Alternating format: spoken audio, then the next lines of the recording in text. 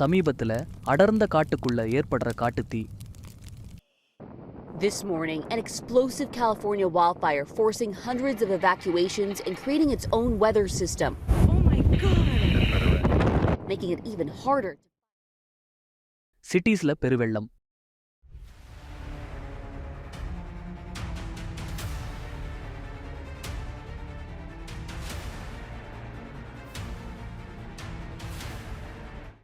உலகத்துல நிறைய ஏரியாவை பாதிக்கிற அதிக heat waves. Record-breaking heat continues to plague the western United States this week as well. இந்த சம்பவங்கள் ஒண்ணுக்கொன்னு தொடர்பில்லாததா தெரிஞ்சாலும் அது நம்ம கிரகத்தை ரொம்ப பாதிக்கிற சிக்கலான சவால். அதுதான் கிளைமேட் சேஞ்ச், காலநிலை மாற்றம். இந்த உலக அளவில் இருக்க நெருக்கடிக்கு ஒரு முக்கிய காரணம் காற்று மாசுபாடு. காலநிலை மாற்றத்துக்கும் காற்று மாசுபாட்டுக்கும் என்ன சம்பந்தம்? காற்று மாசுபாடு நாம் சுவாசிக்கும் காத்தை தொடர்ந்து பாதிக்குது. வெஹிக்கல் எக்ஸாஸ்ட், இண்டஸ்ட்ரியல் வேஸ்ட்னால ஏர் பொல்யூட் ஆகுது. இது சுற்றுச்சூழலுக்கு பெரிய சவாலா இருக்கு. இந்த பிரச்சனை நம்ம ஆரோக்கியத்தை பாதிக்கிறது மட்டும் இல்லாம கிளைமேட் சேஞ்சோட தொடர்பு இருக்கு. இந்த ரெண்டுமே மனுஷங்க செயலோட விளைவு. இந்த வீடியோல காலநிலை மாற்றத்துக்கும் காற்று மாசுபாட்டுக்கும் என்ன சம்பந்தம்ங்கிறத பார்ப்போம். சராசரியா எக்ஸ்ட்ரீம் வெதர் ஈவெண்ட்ஸ் அதிகரிக்கிறதுக்கு ஒரு காரணம் இருக்குது. கிளைமேட் சேஞ்ச் பேரழிவுகளின் எண்ணிக்கையும் தீவிரமும் அதிகரிக்கும்னு சயின்டிஸ்ட்ஸ் திரும்ப திரும்ப சொன்னாங்க. இந்த ஈவெண்ட்ஸ் உலகளவில் அதிகரிக்கிற டெம்பரேச்சரோட நேரடி விளைவு. இது ஏர் பொல்யூட்டன்ஸ்னால அதிகரிக்குது. இந்த பொல்யூட்டன்ஸ் அட்மாஸ்பியர்ல ஹீட்டா ட்ராப் பண்ணி டெம்பரேச்சர் அதிகரிக்கிற விளைவை தீவிரப்படுத்தும் போர்வையா செயல்படுது. அட்மாஸ்பியர்ல ஏராளமான பொல்யூட்டன்ஸ் கலந்திருக்கு. இருந்தாலும் ஒவ்வொன்னோட தாக்கம் கணிசமா வேறுபடுது. மிக முக்கியமான பொல்யூட்டன்ஸ் பத்தி விரிவா பார்ப்போம். கார்பன் டை ஆக்சைடு ரொம்ப பிரபலமான பொல்யூட்டன்ஸ்ல ஒன்று. இது முக்கியமா நிலக்கரி, ஆயில் அண்ட் நேச்சுரல் கேஸ் மாதிரி ஃபாசில் ஃபியூல்ஸ் எரிக்கிறதால உருவாகுது. இந்த கிரீன் ஹவுஸ் கேஸ் அட்மாஸ்பியர்ல ஹீட்டா தக்க வைக்குது. இது குளோபல் வார்மிங்கா வேகப்படுத்துது. இண்டஸ்ட்ரியல் ரெவல்யூஷனுக்கு பிறகு CO2 அளவு 40%க்கும் அதிகமா உயர்ந்திருக்குது. இது கிளைமேட் சேஞ்சா பாதிக்குது.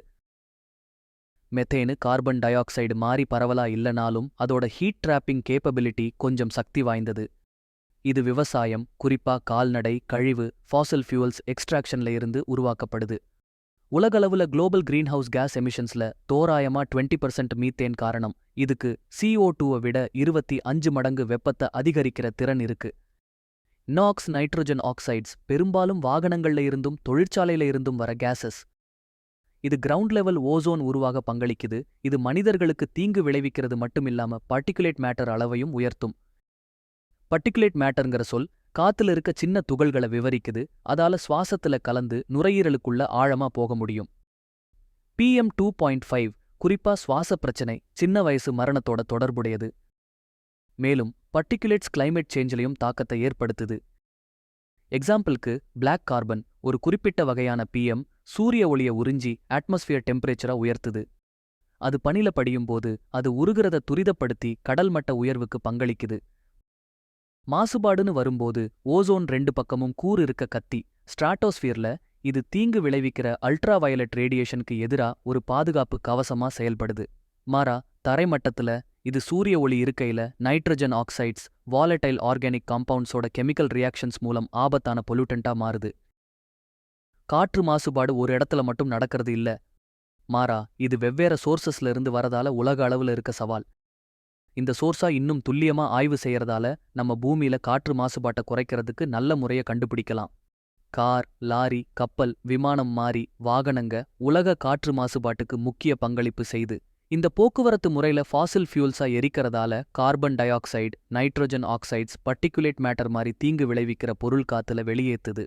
நகரங்கள் வளர வளர மக்கள் தொகை அதிகரிக்கும்போது போக்குவரத்து தொடர்பான எமிஷனா கட்டுப்படுத்துறதுக்கான சவால் இன்னும் முக்கியமானதாகுது.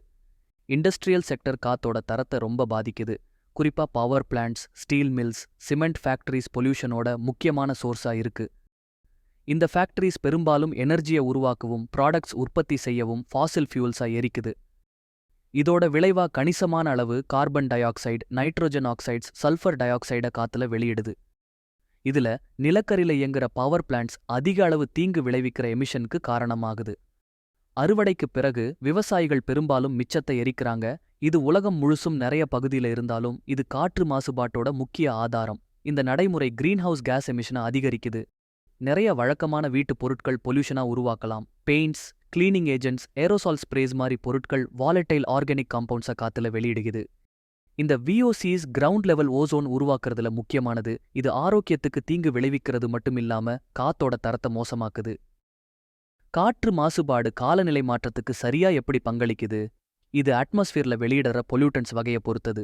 கார்பன் டை ஆக்சைடு, மீத்தேன் மாதிரி பொல்யூட்டன்ஸ் நேரடியா அட்மாஸ்பியர்ல வெப்பத்தை தக்க வச்சு புவி வெப்பமாகறதுக்கு காரணமா இருக்குது. இது கிரீன் ஹவுஸ் கேஸஸ்னு சொல்லப்படுது. பர்டிகுலேட் மேட்டர் மாதிரி பிற இது வார்மிங், கூலிங் எஃபெக்ட்ஸ் கொண்டிருக்குது.